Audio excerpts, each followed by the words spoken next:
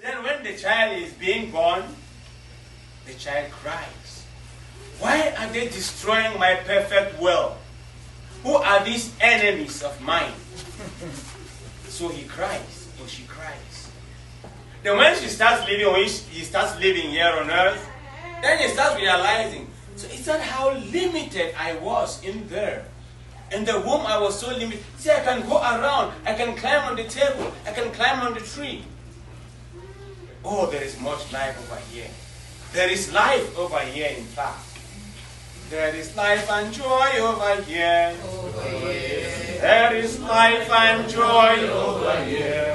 There is life and joy over here. Over here, over here, over here. But is that true? Definitely not. When we live and we are about to bow out, now the person doesn't cry. But we who are watching, we cry. Why is the person not crying? Because he sees more life on the other side. The peace, as Jim Reeves says, the land where the sun never sets, the land where broken things are mended, the land where there is peace and joy. So the person is peaceful, he wants to go.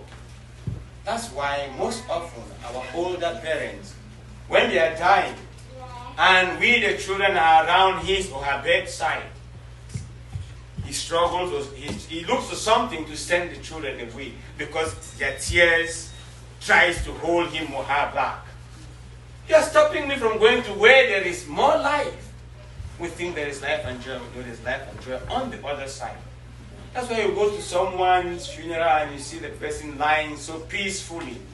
We are mourning, we are weeping and tearing our garments. But life is better on that side. And I guess that's why they corrected the song, there is life and joy over there. We do not yet see the there, we do not know the there, but there is life and joy over there. That is why those who have gone don't come back to tell us.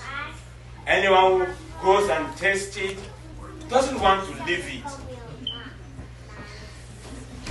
So we've got to prepare ourselves because there is no coming back from that side.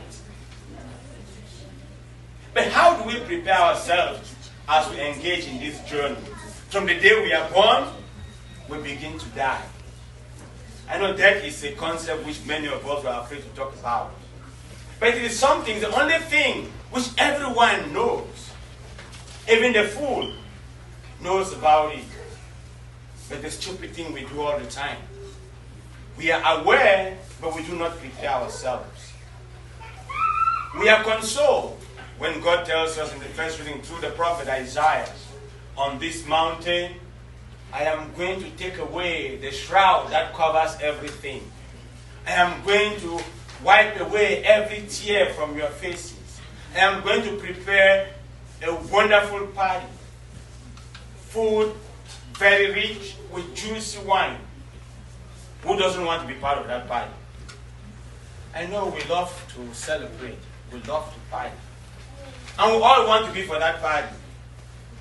But how many of us are ready to join the party in reality? Bob Marley says, we all love to go to heaven, but no one wants to die. But today, Mami Verswa Elizabeth is reminding us, now it's at 10, tomorrow will be ours. How ready are you?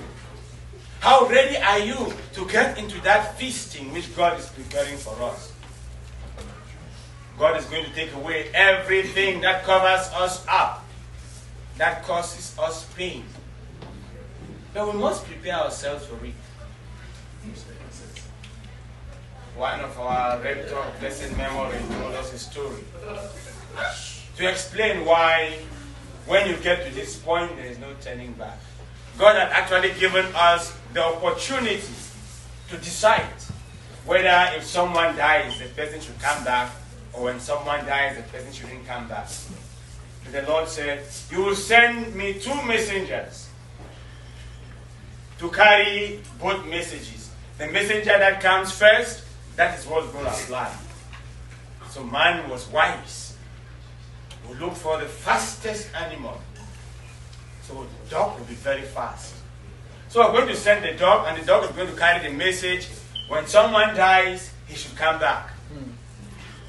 And we look for the slowest animal, the tortoise.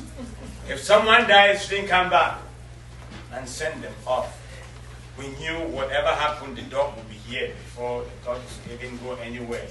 So the 2 went to God, got the messages, and the dog took off on top speed. And when he knew he had gone a good distance, leaving the tortoise behind, he said, now I can relax, take my time. So I can go home, triumphantly with this wonderful news that when they die, they should come back.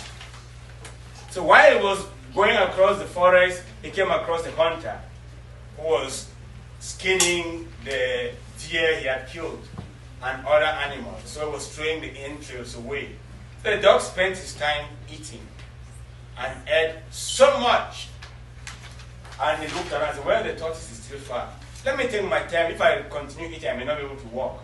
So he walked slowly and came to the area where some people were producing oil. If you know how we produce oil back home, the local way. So the dog sat there and licked enough oil so that his body can be oiled.